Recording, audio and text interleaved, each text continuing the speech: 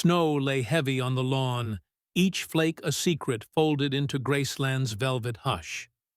It was past midnight when Elvis slipped through the front door, Vegas lights still flickering behind his eyes, but his heart pounding to a different rhythm.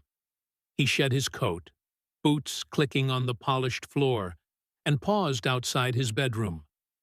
The pale glow of the nightlight revealed the open valet stand. His mother's gold ring, her last gift, was gone. "Joe," he called into the corridor, voice taut as a snapped string. "Someone's been inside my room, and it wasn't me who let them in." In that silent moment, the king who'd conquered stadiums found himself vulnerable, and Graceland would never feel the same. Let us know where you're watching from, and we hope you enjoy the story. The snow lay in soft drifts across the Graceland lawn, silvered under the chill December moon, when Elvis Presley finally eased through the front door. The long night's howl of neon and applause still echoed faintly in his mind. Another sweltering evening at the Las Vegas International, a performance that had left him hollow and aching.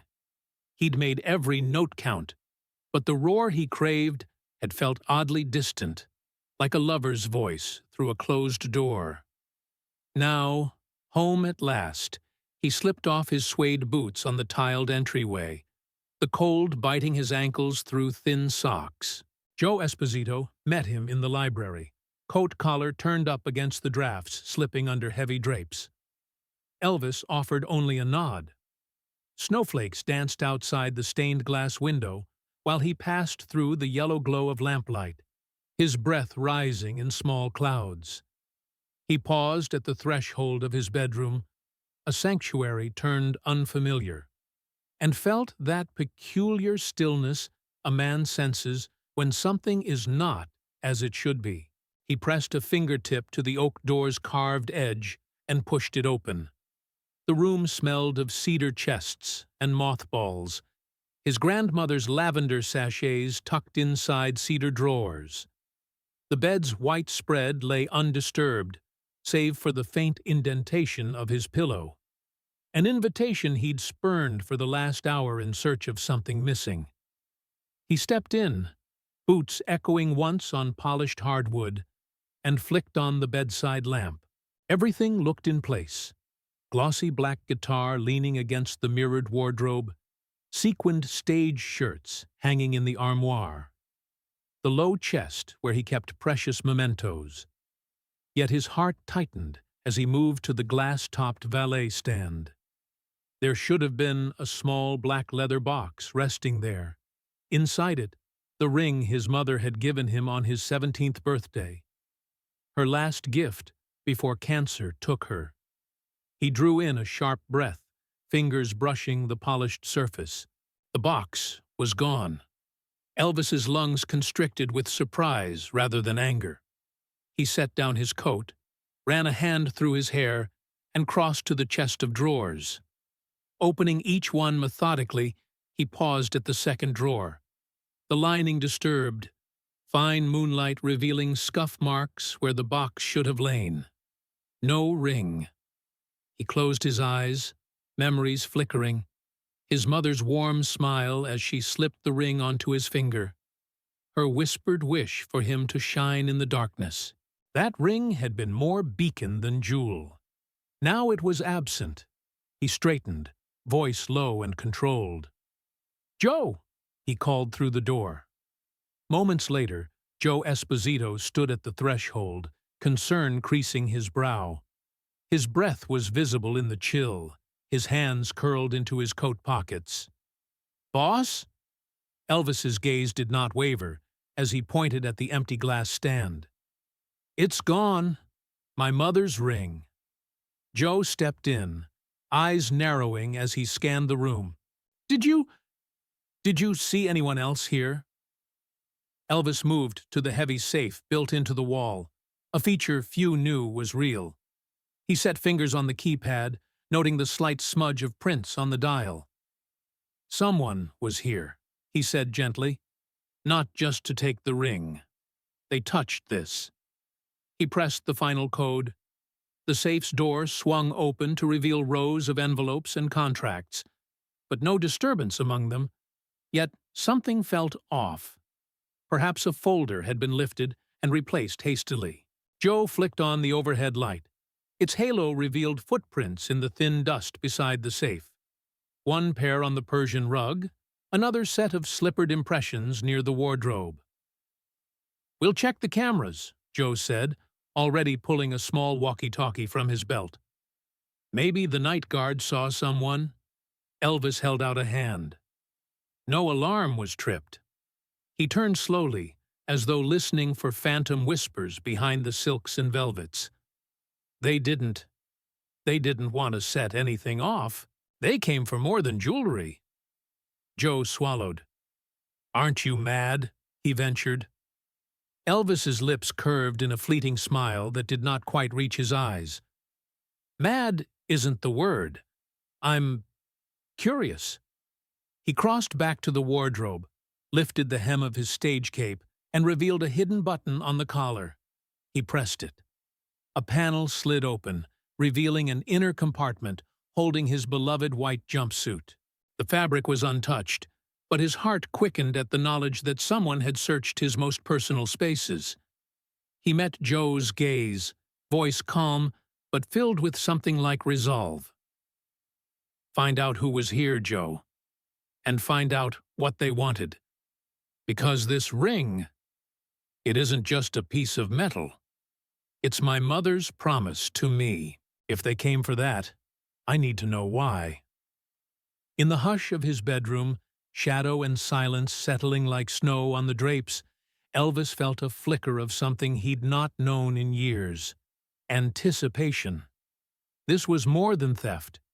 It was an invitation to uncover a secret, hidden somewhere in the heart of Graceland. A story that would force him to look at his own home and his own life through a lens no fan had ever glimpsed. Joe nodded, firm and unflinching.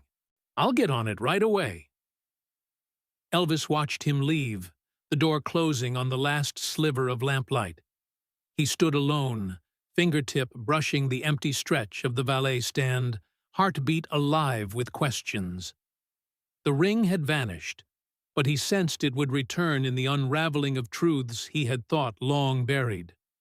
And in that moment, amidst the soft winter hush, he made a silent promise to follow where this mystery led, no matter how deep into shadow. The hush of Graceland's halls returned never more complete than in the early hours after Elvis's discovery.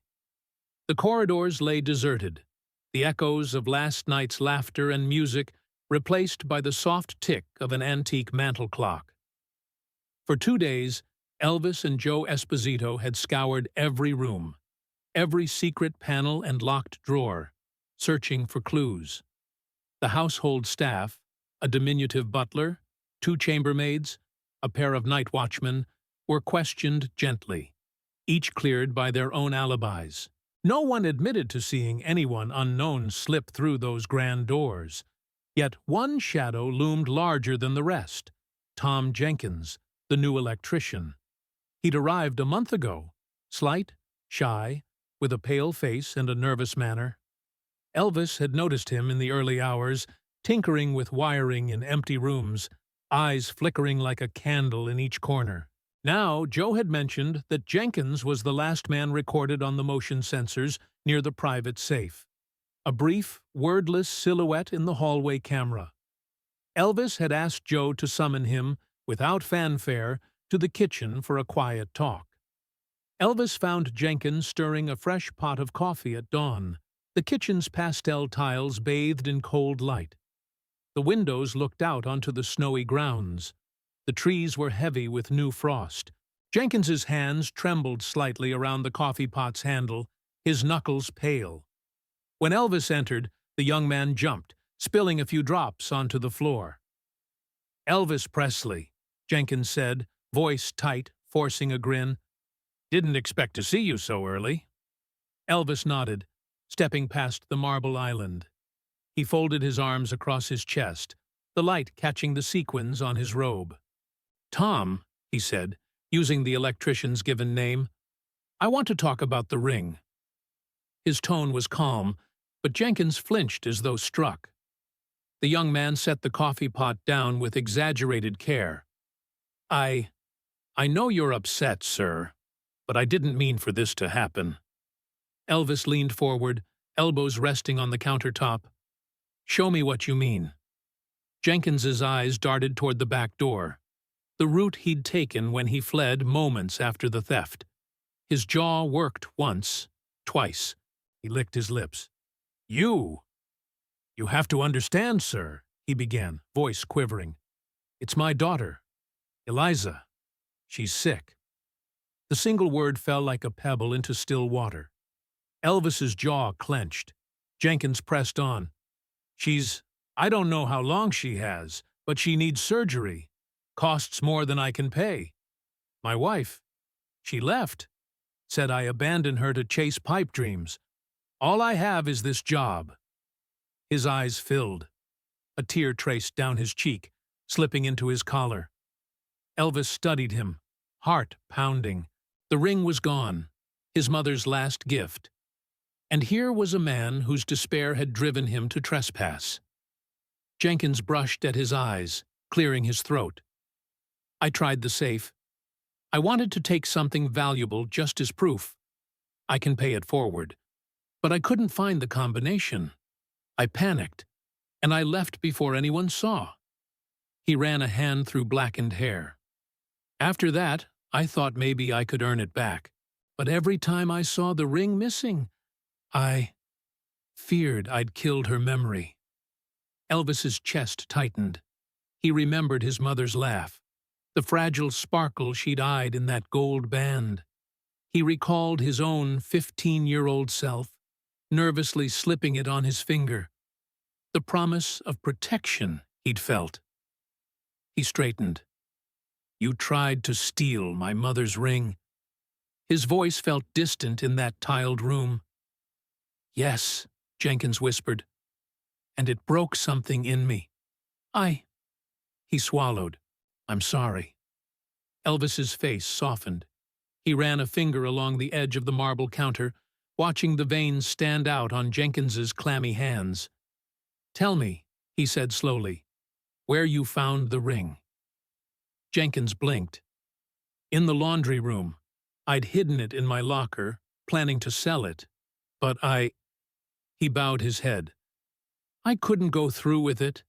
It felt like I was stealing a part of you that made me sick." Elvis nodded, absorbing the confession. "You let it be found somewhere else?"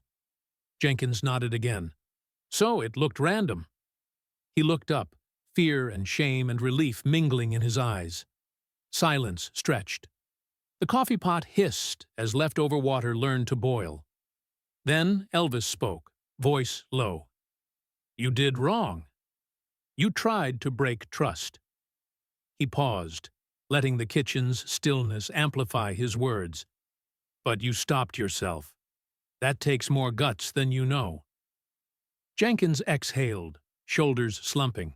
"I don't know what to do now." His voice broke. Elvis stepped closer, placing a firm hand on the young man's shoulder. "I know what you're capable of," he said, "and that's not a thief." He turned, retrieving an envelope from his robe pocket. "Here," he said, sliding it across the counter. "This should help." Inside was a check, enough to cover the surgery and care Jenkins's daughter needed. Jenkins stared, every shade of emotion playing across his face. Gratitude, disbelief, guilt. He opened his mouth, closed it, then finally managed. I can't accept this." Elvis stayed calm. "It's not charity." He fixed Jenkins with a steady gaze.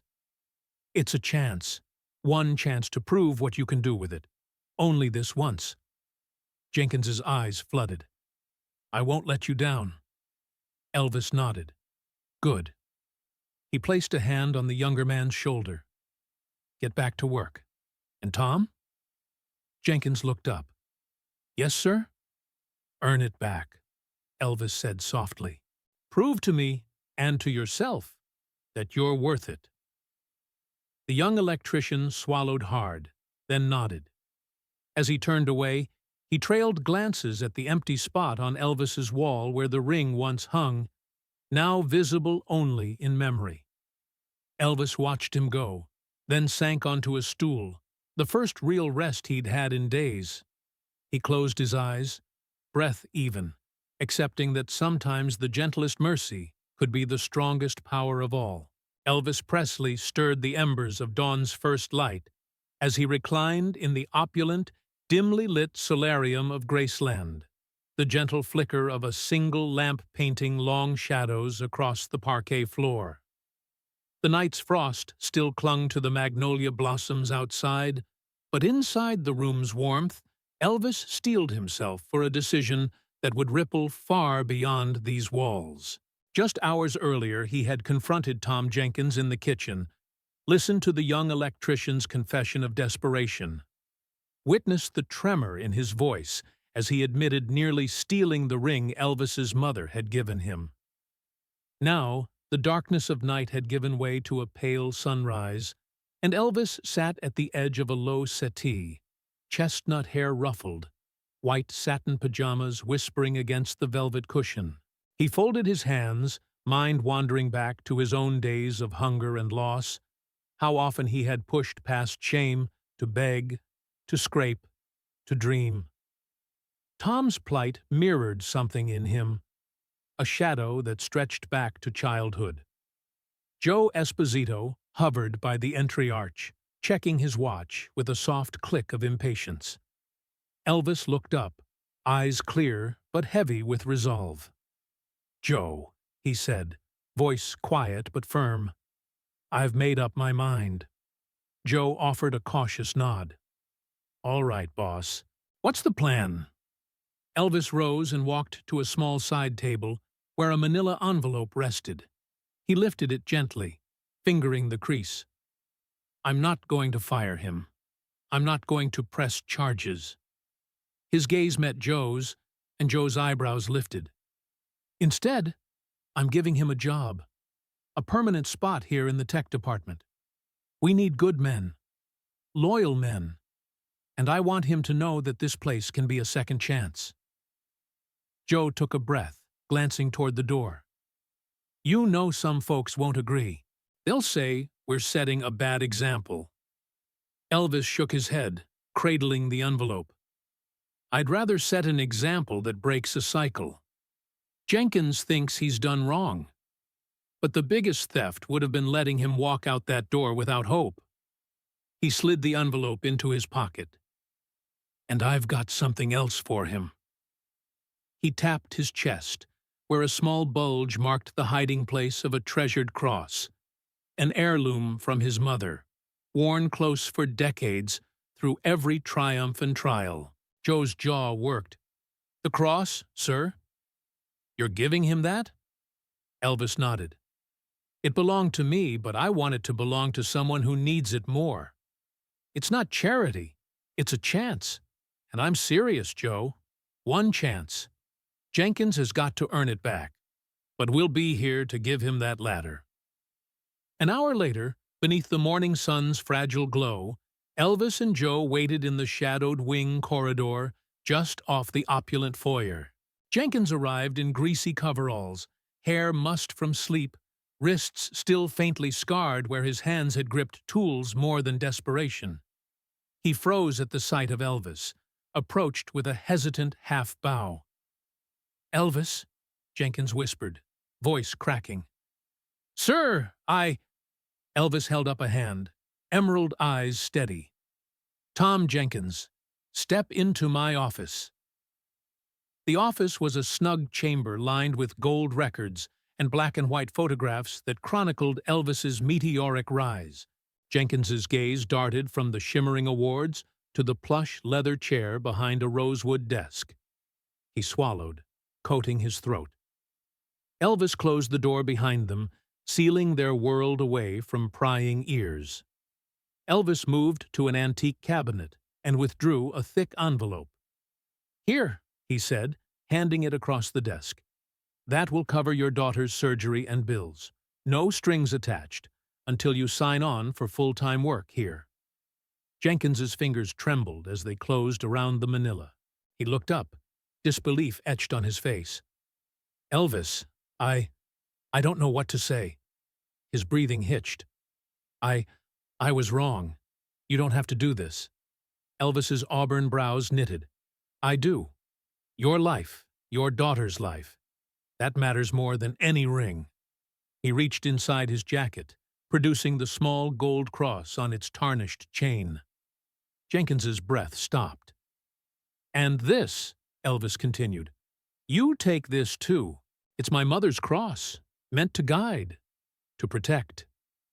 The cross glinted in the morning light, the metal worn smooth by decades of faith. Jenkins's face crumpled. Tears spilled down his cheeks, and he sank onto the corner of the desk. Sir, I am so undeserving. Elvis stepped around the desk and placed a hand on Jenkins's shoulder. You deserve a chance to make it right. I don't want charity. I want to give you back your dignity. He paused. So you work here, you earn your keep. You're not a thief. You're a man who lost his way, and I want you back. Jenkins nodded, voice thick. Yes, sir. Thank you, sir. Elvis offered a small, weary smile. Good. Now go introduce yourself to the staff. I'll see you in an hour. Less than a week later, Tom Jenkins stood in the same kitchen where he'd once confessed his sins. Now he wore a crisp uniform, bearing the Graceland crest, name tag polished. He hammered out a humming tune that resonated through the mahogany cabinets, a rhythmic promise of renewal. He saw the mansion's staff passing by with cautious nods, still unsure, still adjusting to the notion that the King's mercy extended beyond gold records to human hearts. Elvis walked by, checking a blueprint for a planned studio expansion. Jenkins froze mid-tune, offering a respectful bow. Elvis met his gaze, nodded approvingly, and continued on. Jenkins exhaled, fingers closing into a fist of determination. He had a ring of responsibility on his finger now, payment for sins forgiven, anchored by a mother's love manifested in a cross that laid heavy but hopeful on his chest. As he returned to his duties, rewiring a lamp in the ballroom, Jenkins hummed a quieter, steadier refrain, that of a man building a new life from the ashes of despair, guided by the unexpected grace of a king who saw in him not a criminal, but a brother. And in the hush of Graceland's gilded halls, where echoes of rock and roll once soared, a different kind of music now filled the air, the sound of redemption in progress. 10 years had woven themselves into a tapestry of memory and legend by the time Tom Jenkins drove his daughter Eliza down the winding lanes of Memphis toward Graceland. The winter air held a crisp promise under a pale morning sky, bare magnolia limbs etched against the light.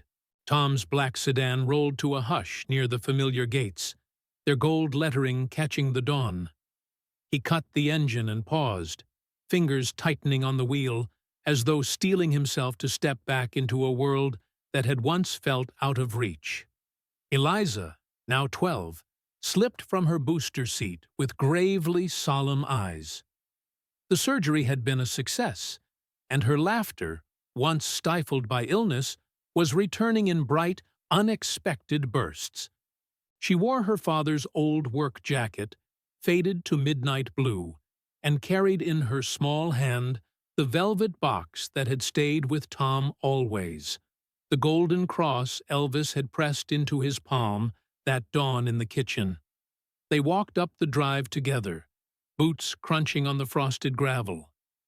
The mansion loomed in silence, its white columns dusted with the season's first snow.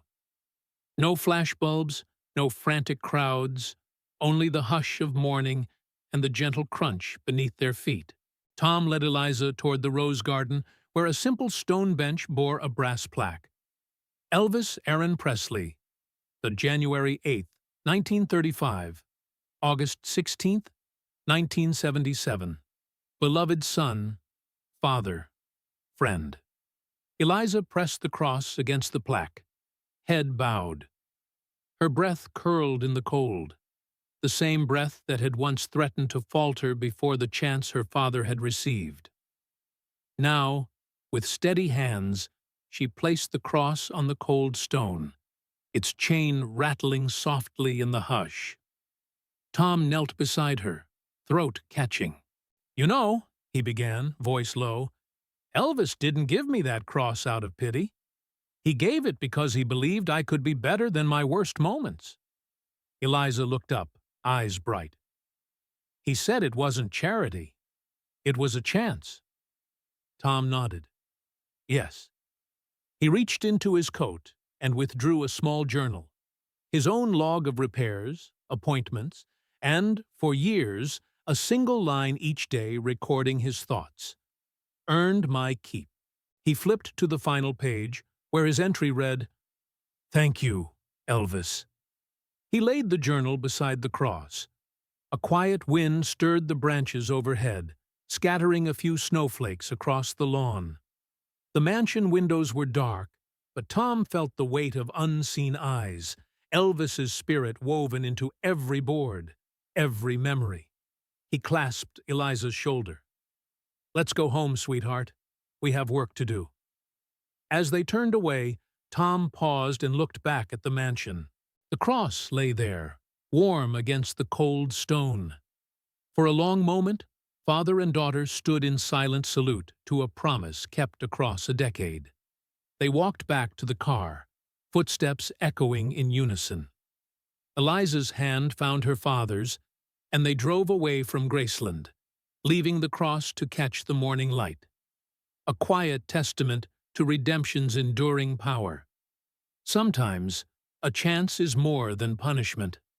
Sometimes, it is the spark that ignites a revolution in a single life.